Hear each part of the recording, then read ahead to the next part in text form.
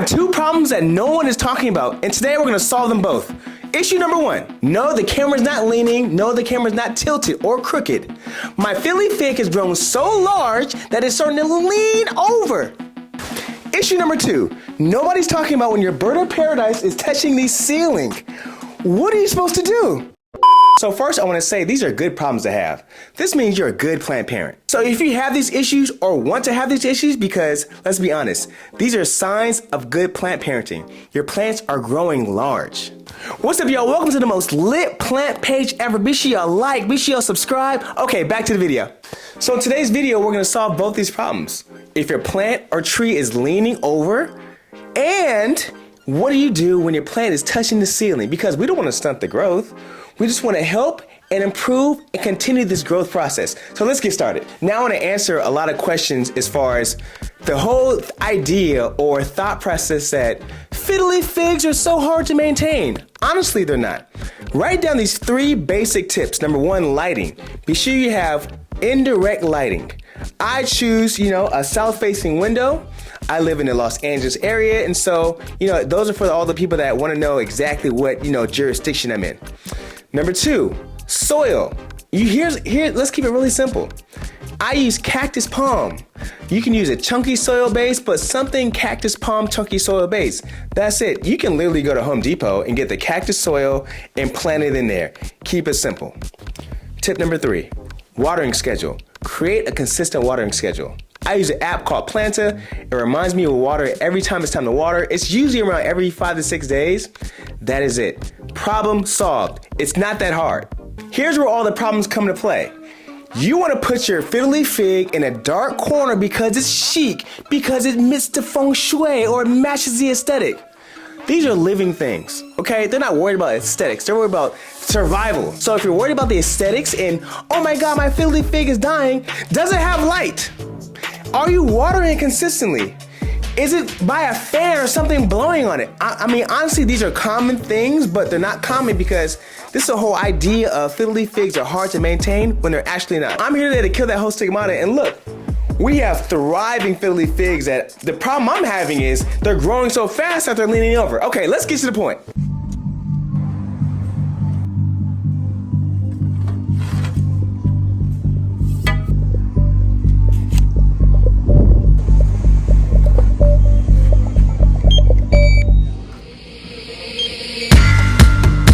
So this is all I'm gonna need to fix my plant issues. Clearly I didn't have them, so I had to go get them, but you might have them at home. You might have some other resources that are similar to this. I choose plant tape because it's more plant friendly, and I didn't just have a long pole like this, so that's why I got it. Here's exactly what you need to do to fix a leaning plant. So in reference, this is a 6-foot Virgo pole. Let's be honest, I said I'm 6 feet, but in reality, I'm about 5'10", 5'11" on a good day, but does those inches really count? You be the judge. So step one, I like to take the plastic off because in reality, I want this to be hidden. I don't want this to be seen because, we want our plants to look natural in our houses and so well, this didn't go as planned. The goal was to take this off. But the way this is looking, it's not really giving what I wanted, so we're just gonna keep this at the bottom. And look, it has this point, so this is exactly the bottom. So I guess things are gonna work out. So follow me, we're gonna go to the bottom of this. So you see I have these two supports already right here, but obviously they weren't long enough. So I'm going to put it in the middle, but I have to gently wedge it in between the leaves because we do not want to break any leaves, okay? We want to make this the softest process possible. And one thing about being a plant parent that no one really talked to me about was it teaches you patience. Quick little backstory, am Nigerian. And if you guys don't know anything about Nigerians is that my dad is the most impatient person in the world. And so that's the environment I grew up in, and not knowing that, you can't force plants to grow. You can't, make them, they gotta gradually, it's a process. I had no idea how patient being a plant parent has made me.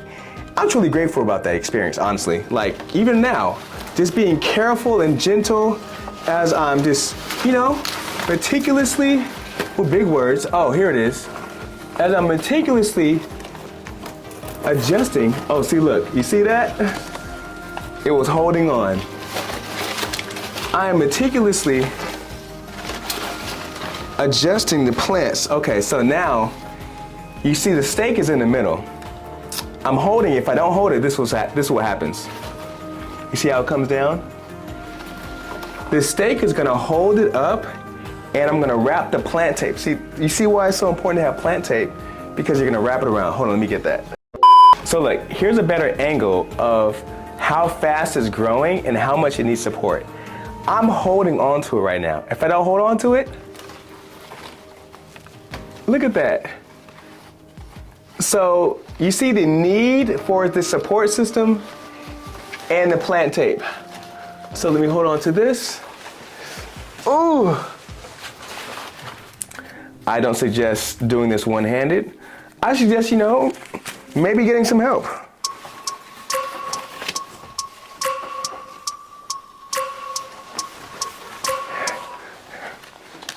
So, you know, my plant tactics are a little different, I will agree. But, hey, if it works, it works. So, I'm going to find the peak of this, and I'm going to wrap it around